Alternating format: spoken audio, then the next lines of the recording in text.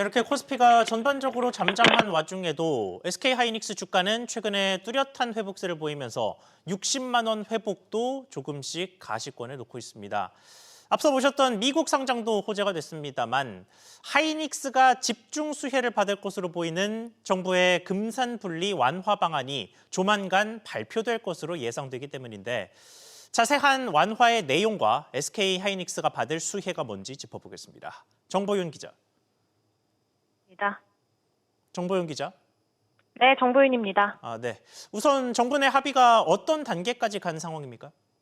네, 관계부처에 따르면 대통령실을 포함한 관계부처는 최근 지주회사 및 금산분리 규제를 일부 완화하는 방안에 합의했습니다. AI나 반도체 등 대규모 투자가 필요한 전략산업의 글로벌 경쟁력을 위해 자금 공급의 걸림돌을 제도적으로 해소한다는 취지입니다. 이번 완화안의 핵심은 반도체 업종에 예외를 적용해주는 특례 조항인데요.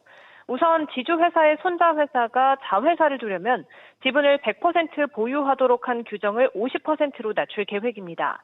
이 경우 손자회사는 신규 사업에서 자금 마련 부담을 절반으로 줄어들게 됩니다. 네, 이 제도의 논의 과정에서 꾸준히 SK하이닉스의 수혜 이야기가 나왔는데 왜 그렇습니까? 네, 지주회사 체제에서 손자회사 구조로 반도체 사업을 영위하는 대기업이 많지 않기 때문입니다. 정부는 일반 지주회사가 금융 리스 회사를 보유하는 것도 허용할 계획인데요. 특례가 적용되면 SK하이닉스는 금융 리스를 담당하는 자회사를 설립해 용인 반도체 클러스터 조성에 활용할 계획인 것으로 알려졌습니다.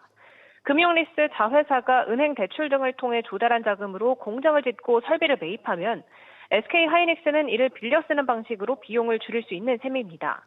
또 금융사 라이선스로 신용도가 올라 대출금리도 낮출 수 있고 금융 서비스에 따른 부가세 면제 적용을 받는 세대 혜택도 예상됩니다. 정부는 이르면 이번 주 이 같은 내용을 담은 지주회사 및 금산분리 규제 변경 방안을 발표할 예정입니다. SBS 비제 정보인입니다. 주식시장의 미공개 정보 이용 의혹을 막기 위해 내부자 사전 공시 제도가 도입된 지 1년 반 만에 금융당국이 다시 손질에 나섰습니다. 기존에는 주식을 사고 팔 때 사전에만 계획을 공시하면 됐는데 앞으로는 주식을 사고 판 후에도 기존에 알렸던 내용대로 이루어졌는지를 공시해야 합니다. 취재기자 연결해 보겠습니다. 이민후 기자. 네, 이민우입니다. 네, 내부자의 사전 공시 제도가 강화됐는데 구체적으로 어떻게 바뀌는 겁니까? 네, 금융감독원이 주식 1% 이상의 변동, 50억 원 이상의 거래 후 이제 주주와 임원들의 주식 소유 상황 보고서에서 거래 계획 보고 일자를 공시하도록 개정했습니다. 구체적으로 카카오의 김범수 의장은 지난 1월에 내부자 사전 공시 제도에 따라 거래 계획 보고서를 올렸는데요. 올해 2월에 실제로 20만 주, 약 73억 원가량의 규모를 재단에 증여했습니다. 앞으로는 이 같은 거래는 거래계획 보고일자도 명시해야 합니다. 이번 공시 규정으로 거래계획 보고서에 따라 이행했는지 투자자가 확인하기 용이해진 겁니다. 미국 역시 내부자 거래 규칙을 통해 이 같은 내용을 공시했는데요. 최근 논란을 겪었던 쿠팡 사례 역시 임원 매매에 대한 사전 계획에 따른 거래라는 점을 별도 주석으로 기재해 시장의 불신을 일부 해소한 바 있습니다. 금감원 관계자는 사전 거래 계획과 실제 매매 공시가 분리돼 있어 시장 확인이 어려웠다며 보고일을 기재하도록 해 거래 투명성을 높이려는 취지라고 밝혔습니다. 네, 그리고 주식 연계 채권과 관련돼 공매도 금지 기간도 알려주죠. 그렇습니다. 앞으로 시장이 정확히 언제부터 언제까지 금지인지 처음부터 보게 되는 구조로 바뀌게 되는 겁니다. 전환사채 12와 신주인사건 부사채 BW 등 증권신고서에 공매도 금지 기간을 의무적으로 기재해야 하는 건데요. 기존 팝업창에 더해 해당 기간에 별도 기재하도록 서식을 만들었습니다. 최근 소형주에서 12와 BW의 연속 발행으로 주가 급락 사례가 잦은 만큼 이번 조치가 발행 공시 단계부터 시장 안정 효과를 낼 것으로 전망은 됩니다. SBS 비즈 이민우입니다. 다음으로는 은행에서 달라지는 것들 알아보겠습니다. 인터넷은행 K뱅크가 해외 송금 수수료를 절반으로 낮추기로 결정했습니다. 내년부터 고액 해외 송금에 붙던 증빙 규제가 풀리는 데 따라서 경쟁을 예고한 것으로 풀이됐는데 산업의 경쟁은 보통 소비자에게는 대부분 좋은 소식이죠. 내용 짚어보겠습니다. 이정민 기자. 네, 이정민입니다. 네, 일단은 K뱅크의 수수료가 얼마나 낮아지는 겁니까? 네, K뱅크는 지난 5일 공지를 통해 해외 계좌 송금 수수료를 오는 1월 1일부터 일괄 4,000원으로 운영한다고 밝혔습니다. K뱅크가 해외 계좌 송금을 위해 사용하는 은행 연결망은 은행 간 국제금융거래의 표준으로 여겨지는 스위프트와 미국 은행망인 ACH 크게 두 가지인데요. 스위프트 방식으로 미국에 송금할 때 수수료가 8,000원이었는데 연초부터는 절반인 4,000원으로 낮아집니다. 원래 4,000원이었던 다른 송금 수수료는 그대로 유지하면서 일괄 통일한 겁니다. 모두 은행 등 대부분 은행들의 해외 송금 수수료는 3,000원에서 5,000원인데 이와 비슷한 수준으로 내렸습니다. 네, 그리고 토스뱅크도 외화 송금 사업을 확대한다고 밝혔는데 경쟁이 치열해지는 모습입니다.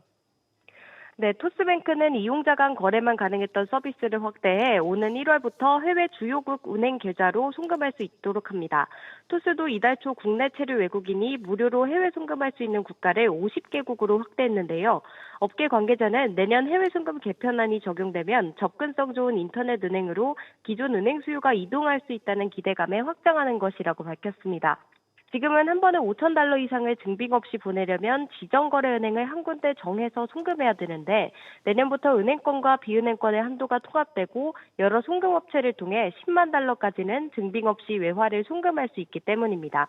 은행 간 해외 송금 서비스 경쟁은 더 심화될 전망입니다. SBS 비즈 이정민입니다. 또 다른 인터넷은행 카카오뱅크에선 자영업자의 대출 관리가 빡빡해집니다. 원래는 연체가 시작돼도 한 달 동안은 밀린 이자에만 연체금을 붙였는데 이제는 2주만 지나도 원금에까지 연체 이자를 붙이기로 했습니다. 류선우 기자. 네, 류선우입니다. 네, 구체적으로 카카오뱅크의 어떤 규정이 바뀝니까?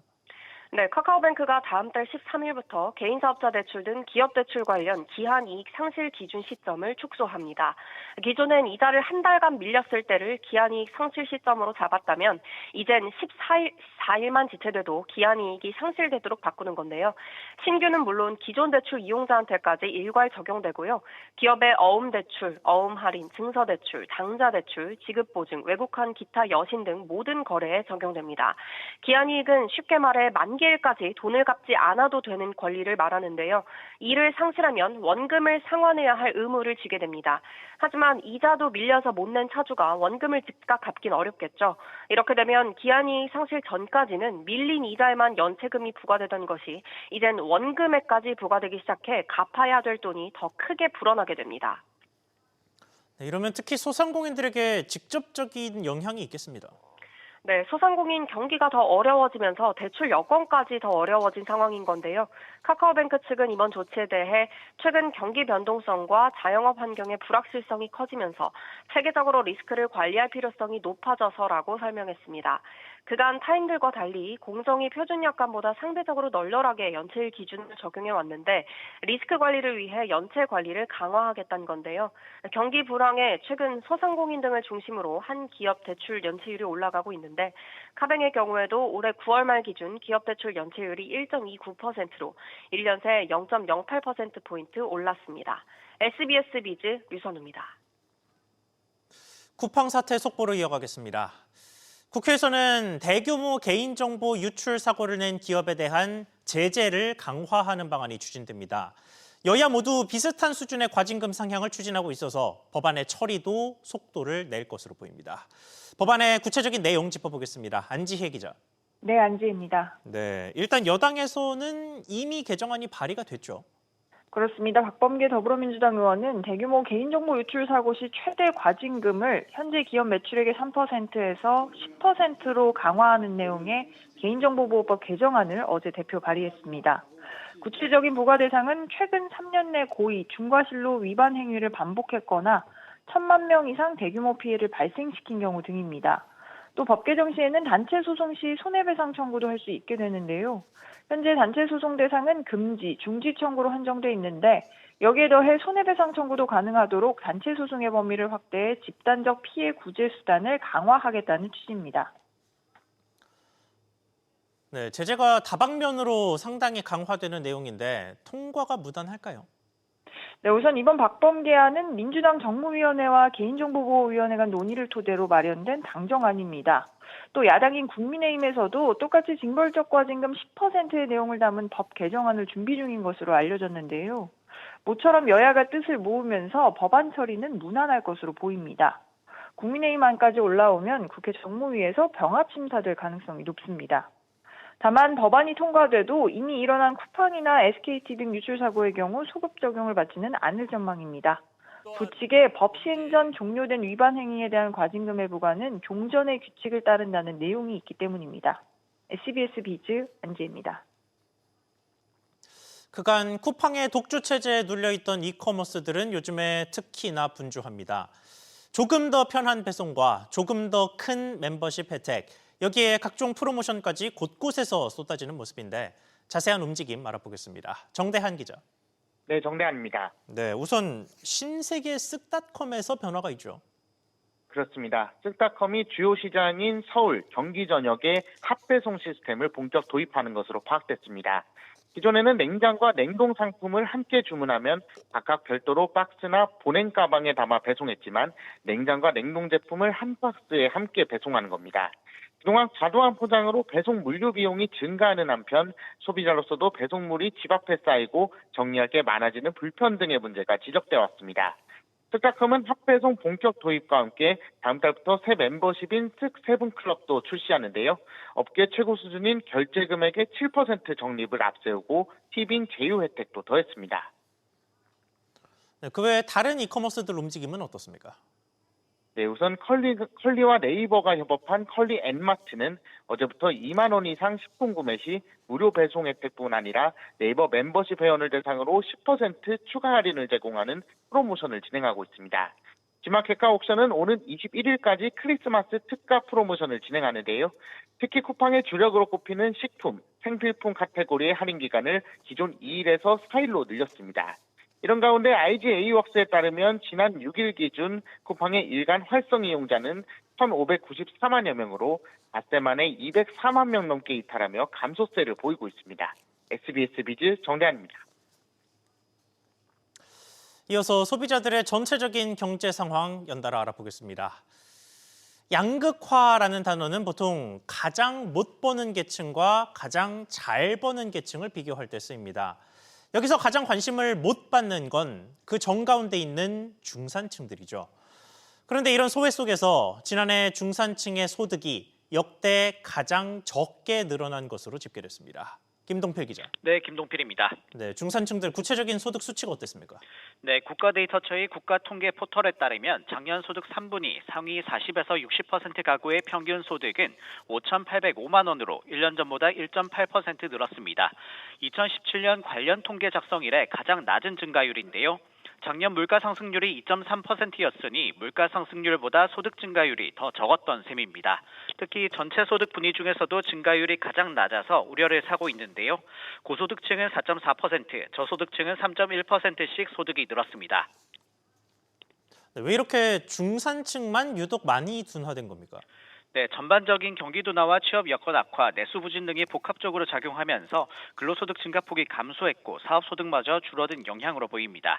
중산층의 연간 평균 근로소득은 3,483만 원으로 1.5% 증가에 그치면서 2020년 이후 가장 낮은 증가폭을 나타냈습니다.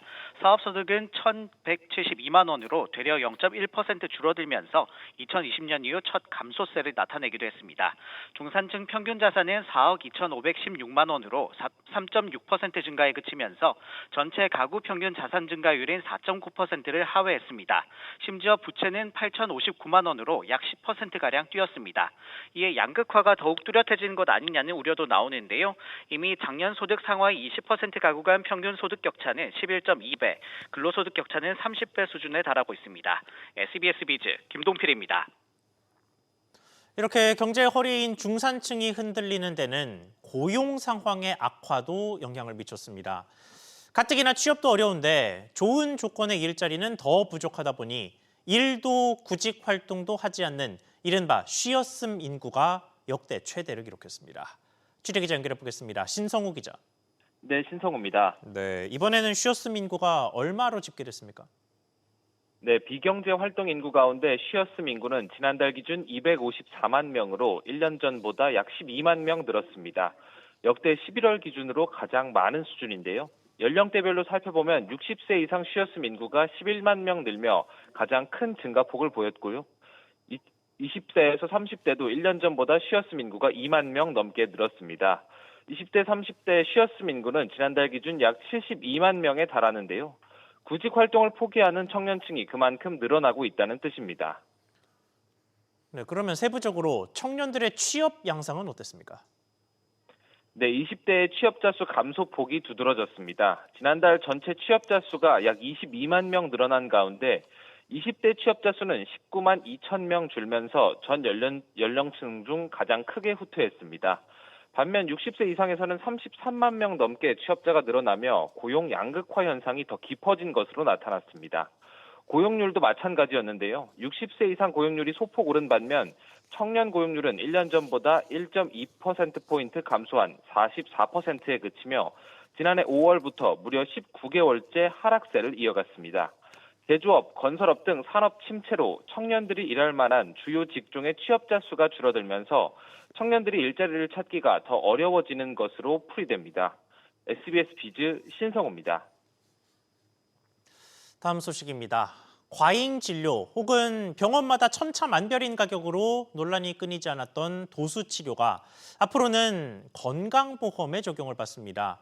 비급여였던 치료들을 건강보험 시스템에 포함시켜서 가격을 관리하겠다는 의지인데 취재기자 연결해 보겠습니다. 이정민 기자. 네, 이정민입니다. 네, 그러니까 앞으로는 도수치료 진료비 95%를 본인이 직접 부담하게 된다고요.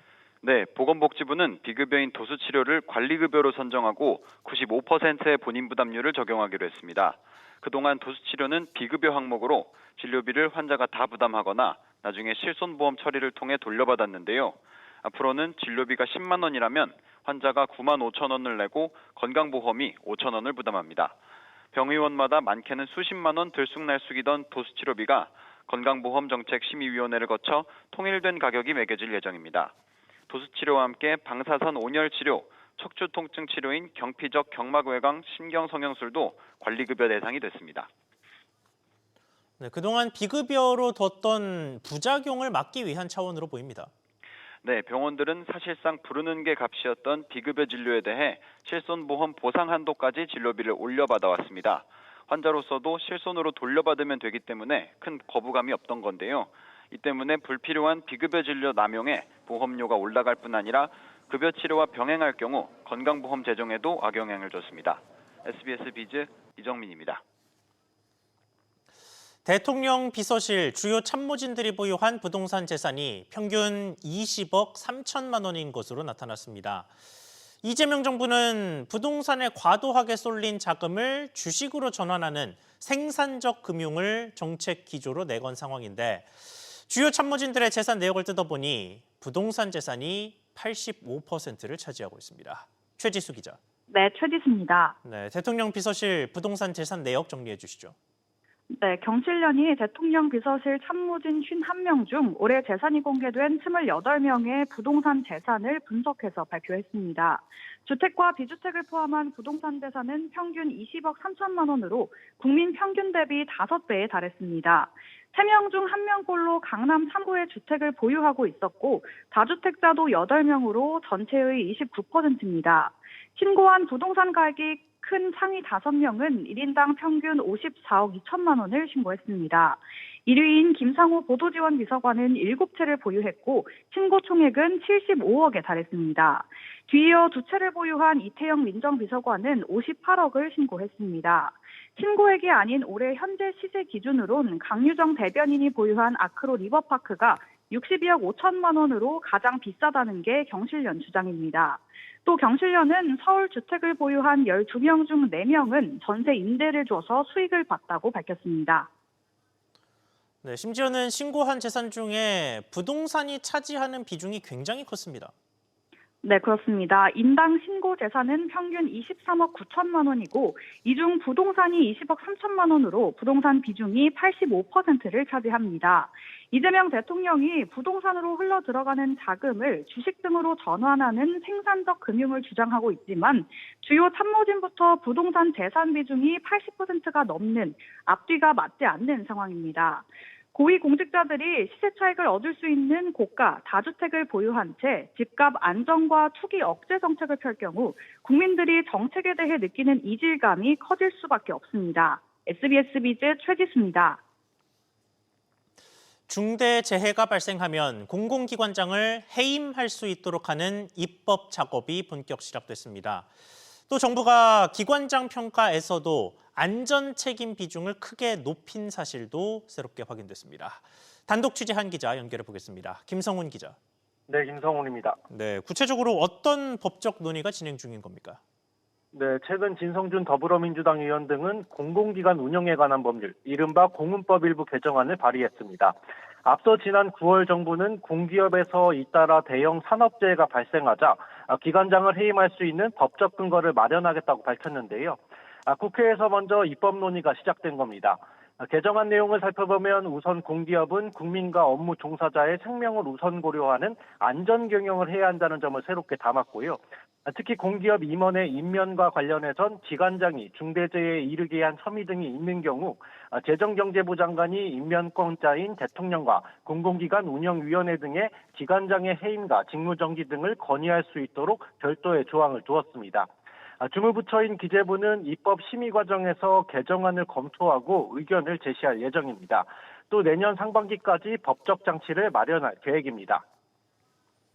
네, 국회 차원이 아니고 이미 공기업의 기관장 평가 부문에서도 안전 책임이 강화된 상태였다고요.